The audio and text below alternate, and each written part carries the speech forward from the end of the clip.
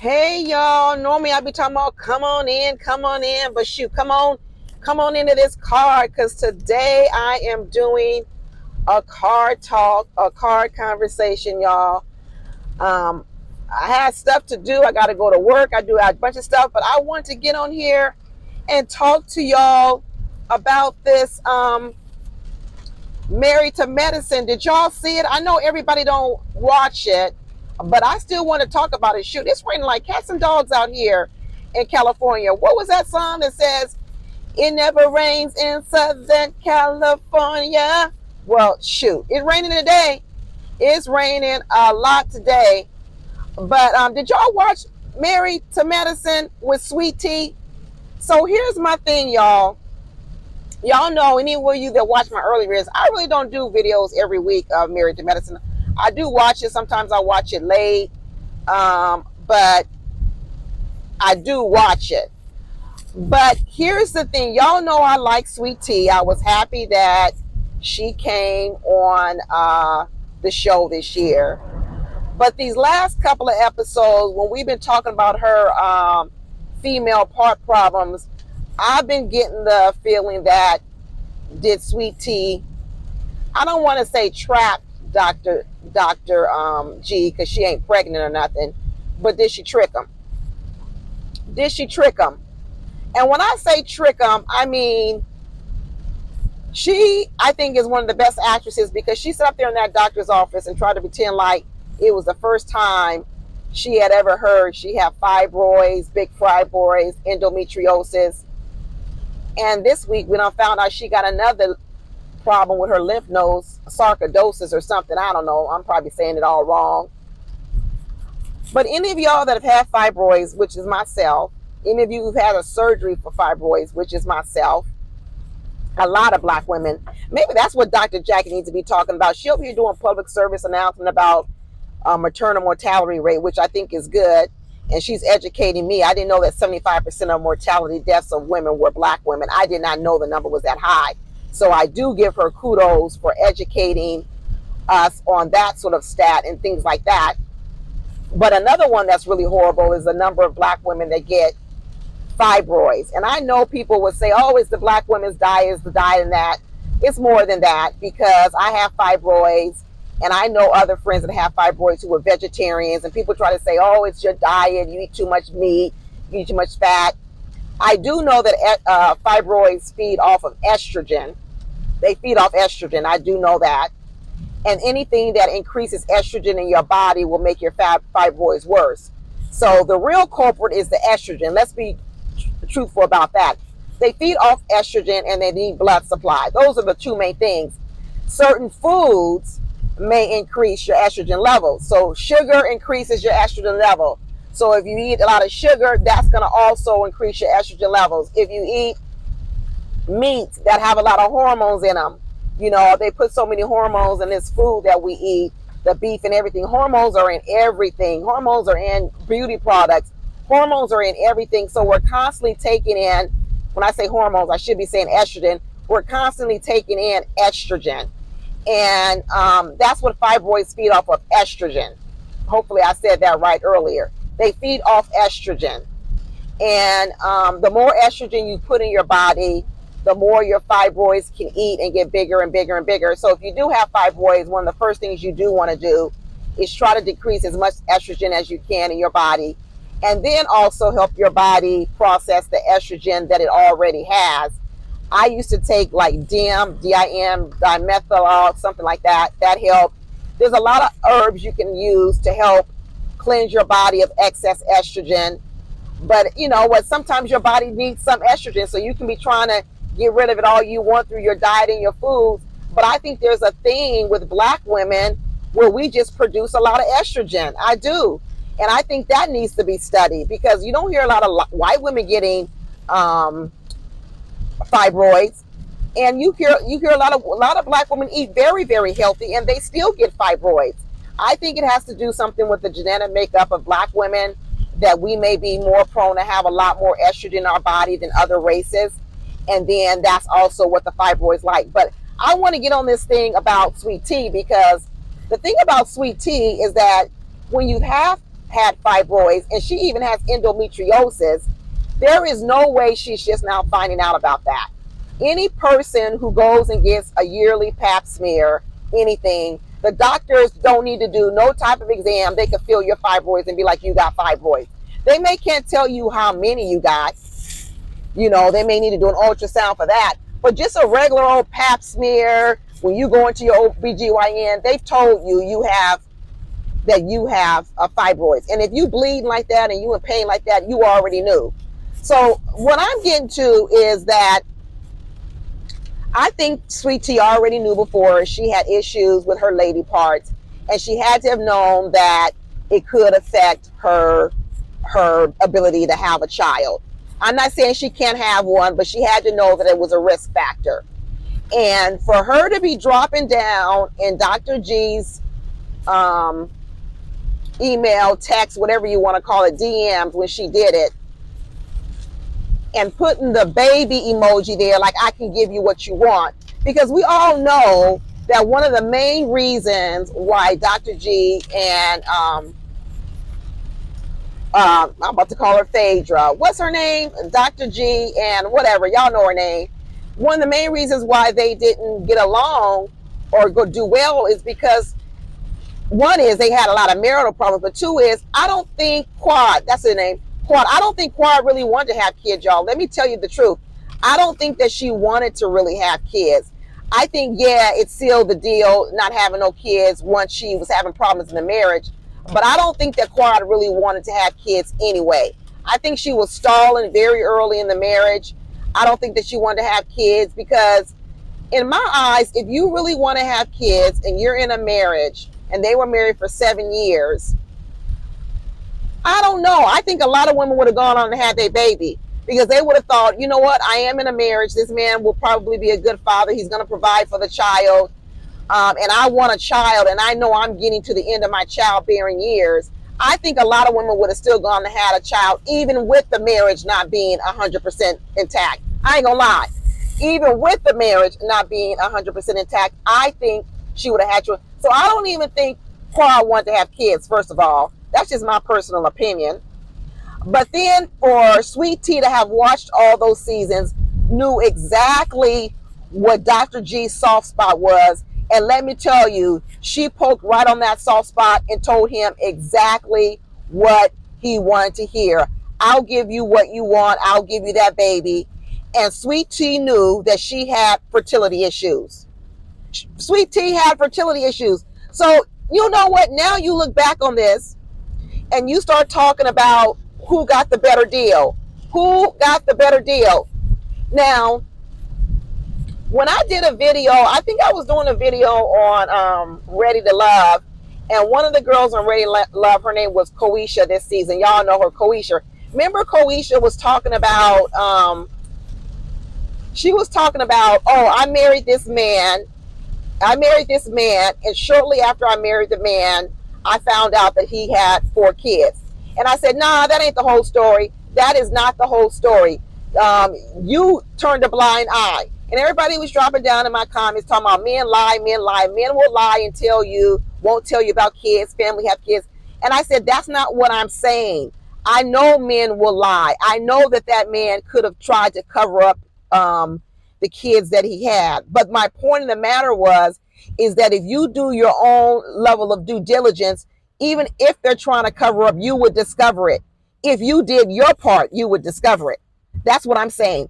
And so what I was saying with Koisha was that I believe what happened with her was that she felt she was getting a good deal with that man she was marrying. And I said then, I think it was because of money. Because you know what? There's something about when you want something and you see it in front of you and you really, really want it, it makes you overlook other things and it makes you miss some steps. It makes you miss some steps in vetting people because they're telling you what you want to hear. They're telling you all the right things, but really they can't deliver on none of it. But because you're so thirsty for it, you overlook the fact that they can't really deliver what they say they're going to deliver. And that's what I think happened to Koisha and Ready Love. She overlooked the fact that that man had 4 kids because she wasn't looking for it, because she was thirsty for all the other things that he was promising, and it probably had to do something with money. That's what I believe, because I don't even think that the children she has are by that man, because if she found out shortly thereafter that he had 4 kids, she either broke up with him right away, but she didn't have them kids with him. So I think Koisha already had children before she married that man with 4 kids. But that's going to be a whole nother video. We're going to talk about Radio Love. But what I'm circling back to is I'm circling back to this thing with Dr. G. And Dr. G was so thirsty for a baby. So thirsty for a baby. Remember, he's 23 years older than Sweet Tea. He was so excited that a woman 23 years younger than him was hitting on him and hitting him up. He started thinking that he was the one getting the better deal. I'm getting this 23-year-old younger woman who's going to supposedly fertile. That's what he's thinking. Fertile, can have a baby, wants to have a family. And he rushed into the marriage. And now he didn't do no due diligence. Because let me tell you, it would have only taken a little bit of time to live with Sweet Tea to figure out that she had fibroids. Let me tell you, you with a woman who got fibroids, she having a bad period. She can't keep that a secret. So I think Dr. G got a little bit taken by Sweet Tea. I think Sweet Tea withheld a lot of information about her fertility health. And now here is a Dr. G, 56 years old, saying, dang, I got to go through surgery. I got to come out of surgery, then possibly have kids after that. They better get their money together and get this surrogate mother going. They better get it together real quick, because just like Dr. G said, he ain't got a lot of time. He's 56 years old. He don't have time for no surgery, no recovery from surgery, another year of trying, and then possibly having any type of miscarriages along the way. He'll be 65 years old. He needs to abandon this plan. He needs to abandon this plan, because Houston, we got a problem. And to be honest with you, this idea of people not being completely honest about their intentions on getting married or plotting to get married, it ain't really just Sweet Tea. Because if you think about it, even Dr. Heavenly has admitted she don't want to say she trapped Dr. Dr. Damon. She won't say she trapped him, okay? But I'll say this, Heavenly is a smart woman. She's a very smart woman. Heavenly knows how to not get pregnant. She's a very smart woman. She's very calculating. So the idea that Dr. Heavenly accidentally got pregnant before she and Dr. Damon were married, I don't believe it. I don't believe it was an accident. It's an accident when you don't take your birth control, and Dr. Heavenly is too smart not to know. She's a whole medical doctor of how you not get pregnant, either the man using protection or her using protection. So truth be told, Dr. Heavenly might want to back up off Sweet Tea, because in a lot of ways, Dr. Heavenly did the same thing with Dr. Kimes in a different type of way. Dr. Heavenly just delivered on it up front. But the truth of the matter is, she locked in Dr. Kimes. She locked in Dr. Damon. She sure did. And then we sit on here and we learn from Toya that Toya didn't probably even really like her man that much, Eugene. We all know Toya married Eugene for his money, and she darn near admitted it on this episode when they were going back down nostalgia lane, and she was saying how she wasn't really into nerds and that Dr. Eugene was really a nerd.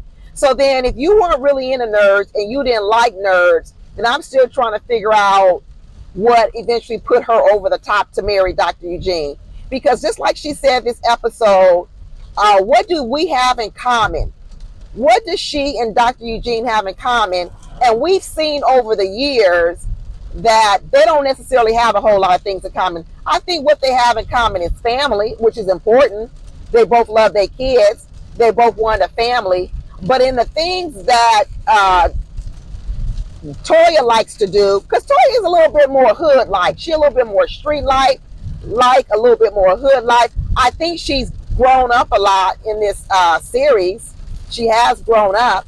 But what do they have in common? I'll be honest with you, I believe Toya married Eugene for his money. So that's why in a lot of ways, yeah, I'm going to say sweet tea trick, Dr. G. I am going to say it. But a lot of people enter marriages not solely based on love.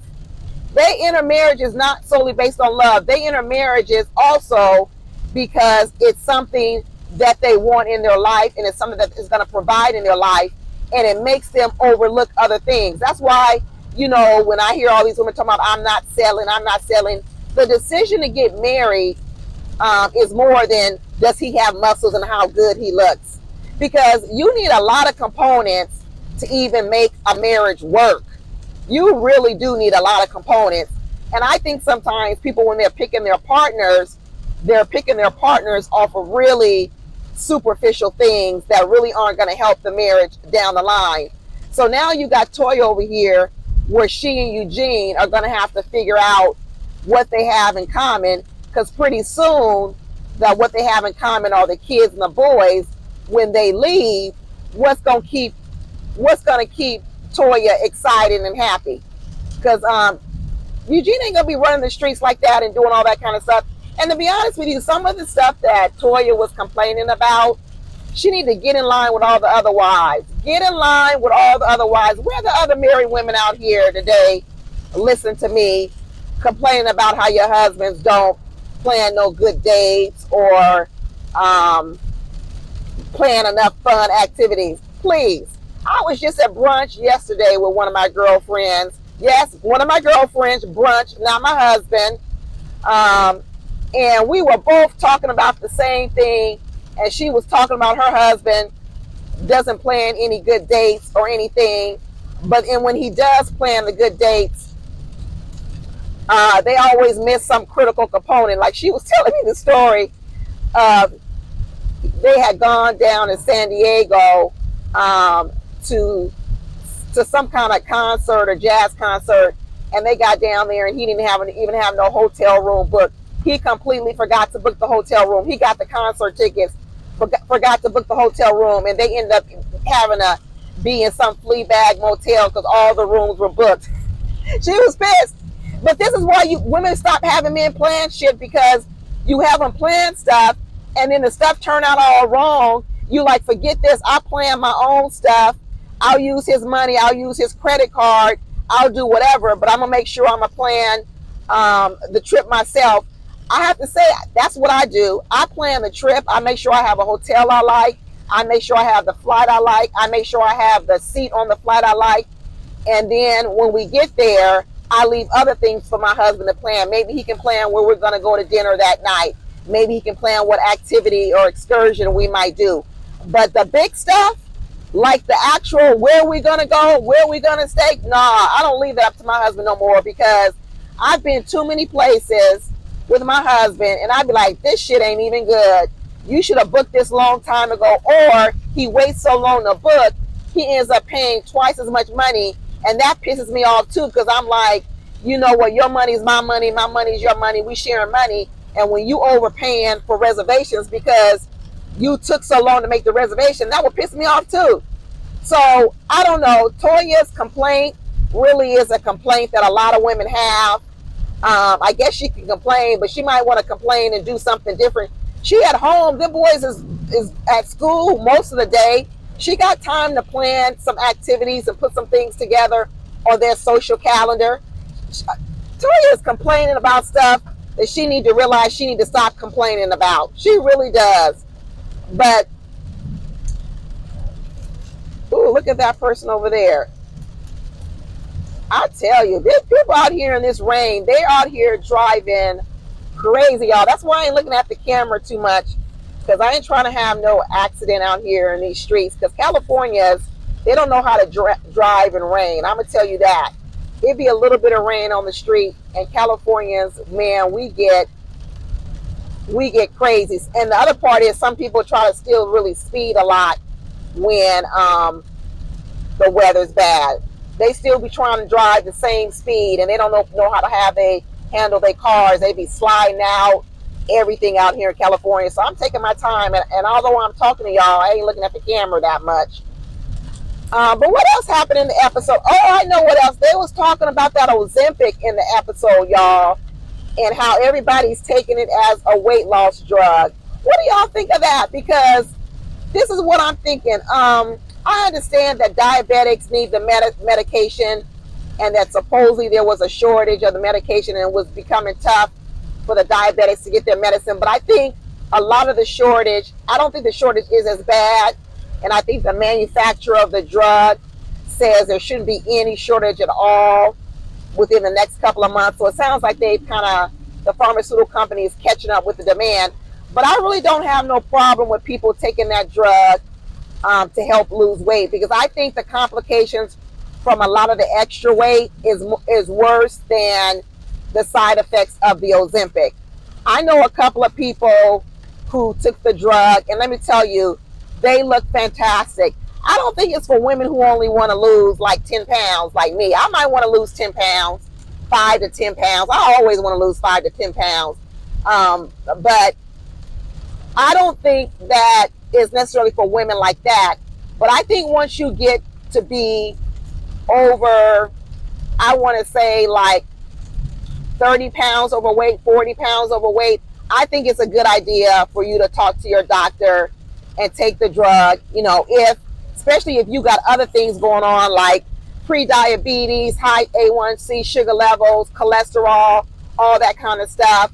I ain't no doctor, but if people never heard of the drug, because I think there's a lot of people who haven't heard of Ozempic or semaglutide or whatever it's called, people need to at least have the conversation with their doctors, because being really overweight is not healthy either. And I know they say that the drug gives you some side effects like diarrhea and some other things, but supposedly you can control some of those side effects. But this whole whatever episode was a whole PSA announcement with Dr. Jackie. What's Dr. Jackie trying to be out here? Surgeon General? I think Dr. Jackie trying to set up her next career. I think she see the end coming with her being on this doggone Married to Medicine. And I think she's trying to become involved and maybe be a more like a public figure, like a public doctor, which I think is okay. Like, I can see Dr. Jackie being on one of those TV shows like The Doctors. Do they still have that show, The Doctors? I don't even know. It used to be a talk show. But I could see Dr. Jackie being somebody like that. Maybe she'll be a Dr. Oz. I don't know. I'm all for it. I just don't think that the platform for Dr. Jackie anymore is Married to Medicine. That's what I believe. But now that she done messed up in these streets and said what she said on the show about how black women complain, I don't know. I think she might have really hurt herself with that, though, because I think there's a lot of people, if she started doing public announcements, there might be a lot of people who might be mad seeing Dr. Jackie out there talking, because they might feel that she's a hypocrite or something. I don't know. Anyway, that's it, y'all. I'm going to hurry up and get off this line now and check out. But I will talk to y'all later on. Bye.